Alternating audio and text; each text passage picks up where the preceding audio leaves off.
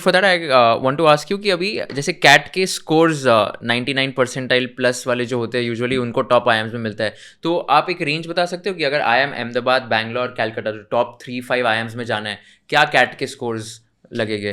तो देखिए, अगर जनरल कैटेगरी की बात है और अगर आपके पास कोई बहुत ज़्यादा डाइवर्सिटी या स्पेशल रीज़न नहीं है, एक कैटेगरी हम बोलते हैं जेम, उसमें जेम कुछ नहीं है, वो जनरल इंजीनियरिंग मेल, उसको सबसे अनवांटेड पर उसको शॉर्ट फॉर्म उसका जेम है। लेकिन वो कैटेगरी में अगर आप हो तो 99.5 पे भी शायद आपको कहीं से टॉप आईएम से कॉल भी नहीं आएगा। अच्छा, ओके। लेकिन जैसे मान लो आप चार्टर्ड अकाउंटेंट हो तो डेफिनेटली चांसेस, आप ह्यूमैनिटीज से हो, आप फीमेल कैंडिडेट हो, सो डाइवर्सिटी एंगल को अगर मैं हटा दूं और अगर मैं कोटास हटा दूं, कोटास तो चलो अनफॉर्चुनेट रियलिटी है, जनरल कैटेगरी की सिर्फ 40% सीट्स हैं, सोचिए 60% seats go to other categories which is also show. इन लोगों के लिए 99.5 plus is the most simple thing I can say कि आपको एम करना पड़ेगा। कोई स्टूडेंट जब शुरू करता है वो ये सोच के नहीं कर सकता कि मैं तो डाइवर्सिटी कैंडिडेट हूँ तो मुझे तो कम लाना चाहिए, क्योंकि वहाँ पे फिर कभी 10th के मार्क्स, कभी 12th के मार्क्स, कभी ग्रेजुएशन के मार्क्स, कभी वर्क एक्सपीरियंस, और आजकल ऐसा हो गया कि इतने सारे पैरामीटर्स के बेस, जैसे आई एम बैंगलोर किसी किसी को 95 या 92 परसेंटाइल पे भी कॉल भेज देता है। एक दो तो जनरल कैटेगरी में, हाँ, और एक दो लोगों का तो सुना 80 परसेंटाइल पे भी उन्होंने बुला तो लिया एटलीस्ट। ओके। ना सबका मिनिमम परसेंटाइल होता है कि चलो सब सेक्शन में 80 होना चाहिए, मान लो उनको अच्छा लगा प्रोफाइल, उनको लगा चलो नेशनल लेवल स्विमिंग चैंपियन है बंदा ने, कुछ फंड्स रेस किए हैं फॉरेन कंट्रीज में, उसका 10 साल का कुछ ऐसा, तो अलग अलग रीजन से भी बुला लेते हैं। बट अगर आप ये आउटलायर्स को छोड़ दो, ये सब 1% कैटेगरी है, ये बहुत ही रेयर सिचुएशन, तो 99.5 प्लस आप मान लीजिए एवरेज, और अगर सारे आईएम से आ रहा है तो आप 99.9 प्लस पे ही। मैं देख रहा हूँ 99.97, 93, 98 ये चल रहा है बिल्कुल, जो 4-5 टॉप आईएम से कॉल्स। बाप रे, तो अहमदाबाद, बैंगलोर, कैलकाटा तीनों के लिए 99.97 ऐसा परसेंट है most of the times 99.9x ले लो। अच्छा, मतलब एक्सेप्शंस को हटा देते हैं, क्योंकि या एक्सेप्शंस तो हर जगह हो सकते हैं। भाई ये था, मेरा एक स्टूडेंट था, उसको स्टैनफोर्ड में जाना था, और उसको नारायण मूर्ति की डायरेक्ट रिकमेंडेशन आ गई, जबकि वो खुद वो स्टैनफोर्ड कमेटी का हेड है कई बार, वो बहुत कंट्रोवर्शियल नाम है आजकल फॉर डिफरेंट रीजंस, बट उनके जैसे उनके बेटी और वो जो सन इन लॉ है वो भी स्टैनफोर्ड से।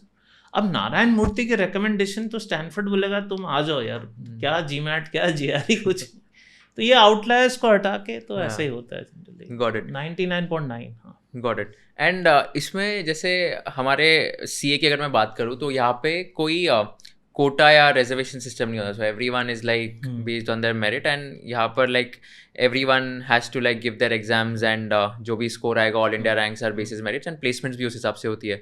आपने बताया कि जैसे आईएम्स में जनरल कैटेगरी आपने बताया 40% होता है, एंड दूसरे कैटेगरी लाइक 60% होता है, तो do you think that this should reduce your, or what are your views on this entire reservation system which is happening in IIMs?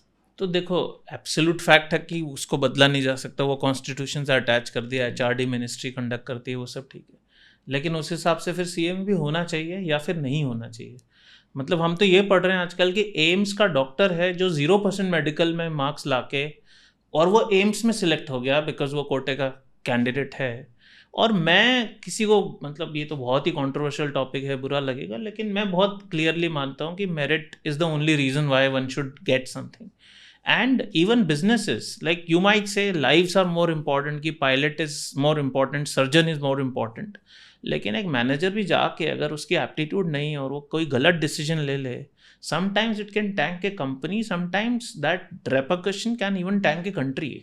आज कोई बंदा रिलायंस में बैठ के कुछ ऐसा डिसीजन ले ले कि कल को लोग सड़क पे आ जाएं उसके against, the country can suffer, not just the company, because it's a huge thing, it's a huge thing.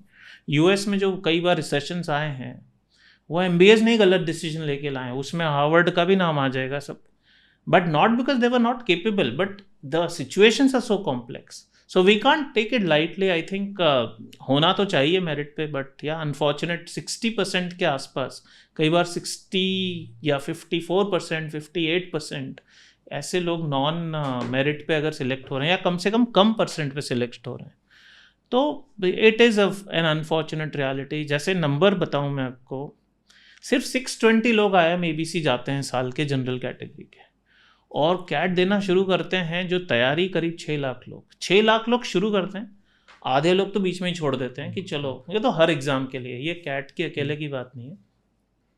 आधे लोग तैयारी करते तो 3 लाख लोग देते हैं. 3,40,000 3,30,000 लोग रजिस्टर करते हैं. 30-40 हज़ार तो एग्ज़ाम देने नहीं जाते रजिस्टर करने के बाद कि यार क्या ही फ़ायदा है. बट स्टार्ट करते हैं 6 लाख लोग, जो कैट का ड्रीम होता है. उसमें से 620 ये 3 IIM ABC की जनरल कैटेगरीज में सिलेक्शन सीट्स हैं, which is very unfortunate. And अगर हम देखें तो it could have been more had there been no quotas. So it really affects everything very negatively.